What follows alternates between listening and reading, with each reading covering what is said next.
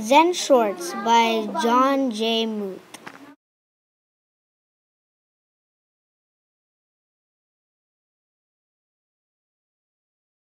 Zen Shorts by John J. Muth.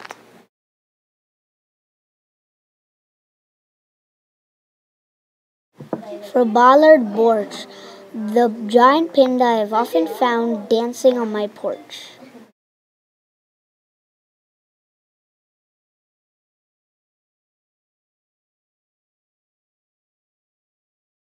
"Oh, there's a bear outside," said Carl. "A what?" called Michael. "Bear, he's really big and he's in the backyard. What's he doing?" Michael asked. "He's sitting. He has an umbrella," said Carl. "An umbrella?"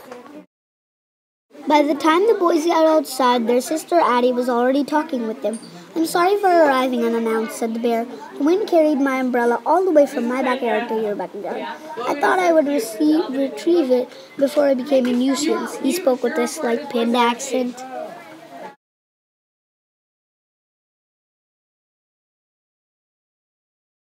And this is how Addie, Mitchell, and Carl met Stillwater. Mitchell introduced himself. Then Addie introduced Carl because Carl was shy around bears. He didn't know. Next day, Addie went to have tea with Stillwater.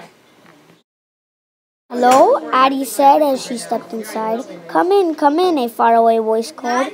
Then she heard a voice say, "Oh yes, come out, come out." Stillwater was in the backyard. "It was in a tent. This is a birthday present from my Uncle Rye," Stillwater said. "He always gives presents on his birthday to celebrate the day he was born. I like it so much that I'm not staying in my home right now." Stillwater invited Addie to sit with him.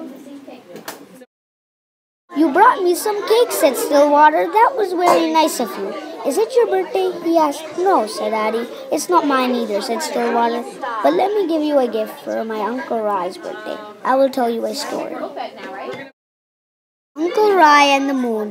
My Uncle Rye lived alone in a small house up in the hills. He didn't own many things. He lived a simple life. One evening he discovered he had a visitor.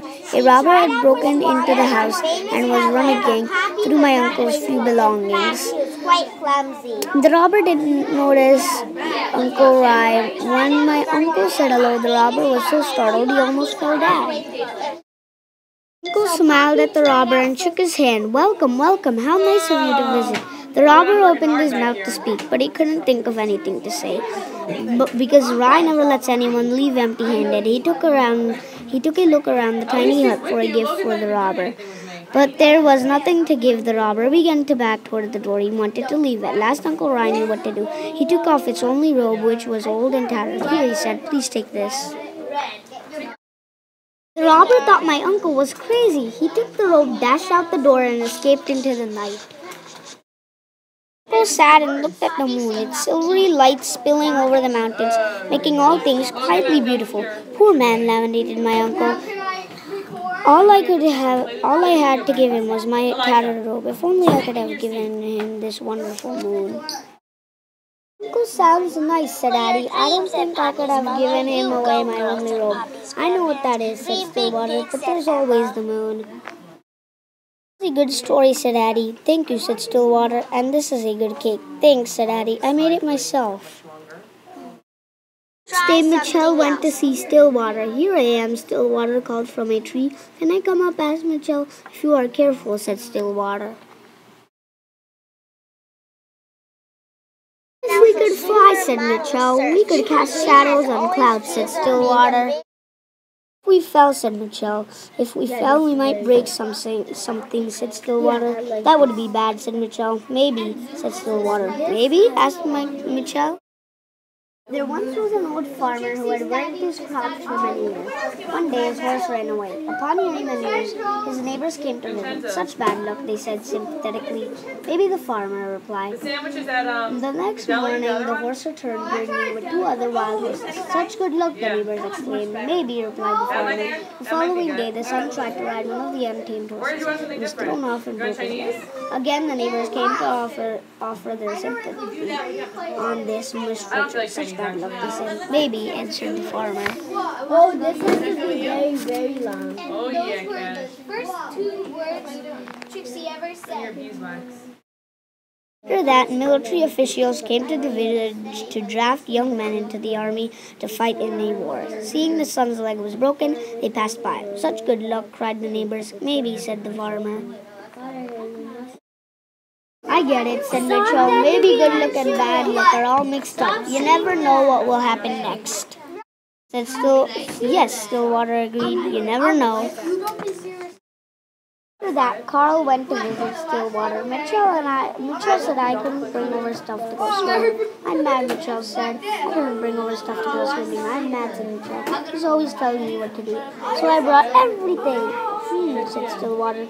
It's a little pool. I don't know if all those things will fit. Let's see, Carl said. Let's see, said Stillwater. Water looked at the pool. The things can go swimming, but we can't, he said. I brought too much stuff, said Carl. That's okay, said Stillwater. I'll help you carry it home later. Why does Michael always have to tell me what to do? Carl said. If he were here, I would climb up really high. And I would jump on him like this and do a big smash like this. Later, Carl and Stillwater had tea. Carl, said Stillwater, you spent the whole day being angry with Michael. Did you notice how much fun we had? Carl watched the steam rise from his cup. Sorry I brought all this stuff, Carl said. You don't need to be sorry, said Stillwater. Right now you need to carry. Hold on tight, and I will tell you a story. Traveling monks reached a town where there was a young woman waiting to step out of her staring chair. The rains had made deep puddles and roads. She stood there looking very cross and impatient. She was scolding her attendants. They had nowhere to place the packages they held for her so they could help her across the puddle.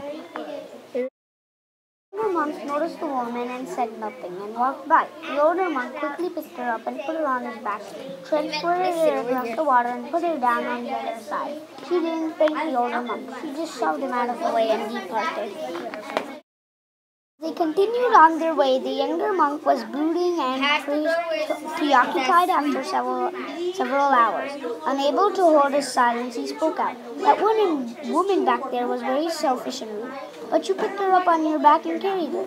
Then she didn't even thank you.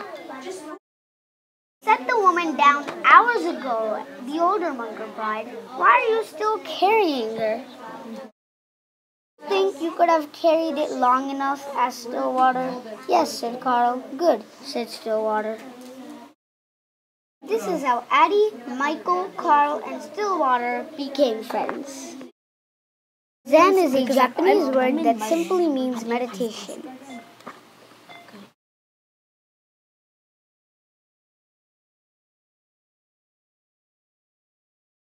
The end. We hope you enjoy.